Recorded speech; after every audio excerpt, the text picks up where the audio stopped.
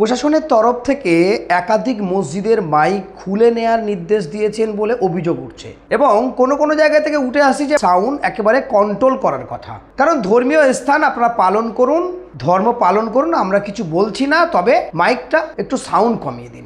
এ কেমন আদেশ আসছে সংখ্যালঘু মুসলমানদের কাছ থেকে? আসার একটাই কারণ আছে, কারণ অক্সিজেন যোগাতে হবে যে কোনো মূল্যে। পশ্চিমবঙ্গে যখন উন্নয়নে বাধা হবে বা গোটা ভারতবর্ষে যখন উন্নয়নের কোনো দিশা খুঁজে পাবে না বা মানুষের কাছে পৌঁছাতে পারবে না, তখন হিন্দু মুসলিম করতে হবে। আজকে দিনে দাঁড়িয়ে দেখুন, পশ্চিমবঙ্গ সরকার নূতন ক্ষমতায় আসার পরেই ঘোষণা করেছিলেন অন্নপূর্ণা যোজনা প্রতিটা মহিলার অ্যাকাউন্টে ৩,০০০ টাকা করে দেবে বলেছিলেন, কিন্তু আগস্ট মাসের আজকে ৫ তারিখ এখনো পর্যন্ত কারা কাছে পৌঁছাতে পারেনি, দিশাহীন হয়ে পড়ার মতো। তাই এখানে হিন্দু মুসলিম করতে হবে এবং সেটা কাকে দিয়ে? প্রশাসনকে দিয়ে। পশ্চিমবঙ্গের মুসলমানদের সতর্ক হতে হবে। আমরা ইতিপূর্বে খবর এসেছে একাধিক জায়গায় মুসলমানদের মসজিদ থেকে মাইক খুলে নেওয়ার নির্দেশ দিয়েছে, একাধিক জায়গায় খুলিয়ে দেওয়ার কথা হয়েছে, একাধিক জায়গায় প্রশাসন গিয়ে বলেছে এটা খুলে নিতে হবে। কোন জায়গায় চলছে তাহলে আইনসভা, প্রশাসন, বিচার ব্যবস্থার কোনো মূল্য নেই নাকি? তসলিমা নাসরিন বিজেপির পরিচালিত, আরএসএস এর পরিচালিত একজন দেবী এসেছেন পশ্চিমবঙ্গে, সেই দেবীকে খুশি করতে কি এটাই? কারণ কয়েকদিন আগে তসলিমা নাসরিন যে কথা বলেছেন যে প্রতিটা মাদ্রাসায় জঙ্গি তৈরি হয়, ভাবুন দেখি। একেবারে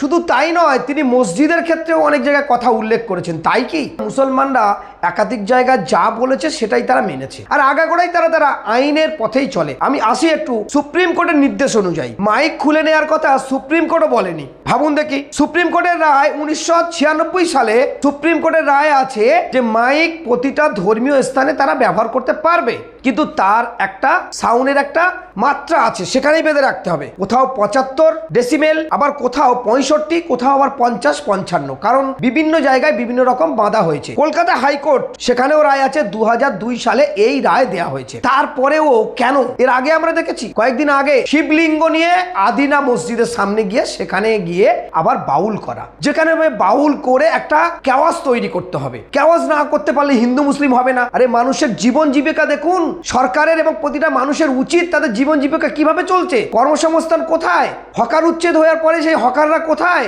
এবং বর্তমানে বাজার মূল্য কোথায়, সবজি থেকে, তেল থেকে, মাছ থেকে, মাংস থেকে সমস্ত জিনিসের দ্রব্যমূল্য রে করে বাড়ছে, আর হিন্দু মুসলিম করে রাজনীতি করার ফায়দা নেওয়ার চেষ্টা চলছে। পশ্চিমবঙ্গের প্রশাসনের একটু মাথায় রাখা দরকার, সুপ্রিম কোর্টের রায় আছে, হাইকোর্টের রায় আছে, তার সেগুলো মান্যতা দিতে হবে, সেটা মানছে কিনা সেটা দেখতে হবে। প্রয়োজনে সেখানে তার মাত্রা বেঁধে সরকার নিজেই সেখানে গিয়ে বা প্রশাসন গিয়ে বেঁধে দেবে, যদি না বাঁধে কেন কথা শুনবে না? আর ভারত একটি গণতান্ত্রিক দেশ, এখানে একাধিক ধর্মের মানুষ বাস করে, শুধু মসজিদ থেকে মাইক খুলবে কেন? যদি মাইক খুলতে হয় তাহলে আপনার মন্দির আছে, গির্জা আছে, গুরুদুয়ারা আছে, প্রতিটা ধর্মের স্থানে পশ্চিমবঙ্গে কেন গোটার ভারতবর্ষে মাইক চলে। সেই ক্ষেত্রে শুধু পশ্চিমবঙ্গের প্রশাসন বিভিন্ন জায়গায় বলে এসেছে যে আপনারা সাউন্ড কমিয়ে দিন, এটা ভালো কথা, একটা মাত্রা বেঁধে রাখুন। আবার কোথাও কোথাও বিভিন্ন জায়গার প্রশাসন বিভিন্ন রকম ভাবে একটা গুজব ছড়িয়েছে। এই গুজবে কান দেওয়ার আগে যদি প্রশাসন আসে, তাহলে প্রশাসন যদি বলে খুলতে, তাহলে আপনাদের উচিত, দেখুন সুপ্রিম কোর্ট এবং হাইকোর্টের নির্দেশ আছে,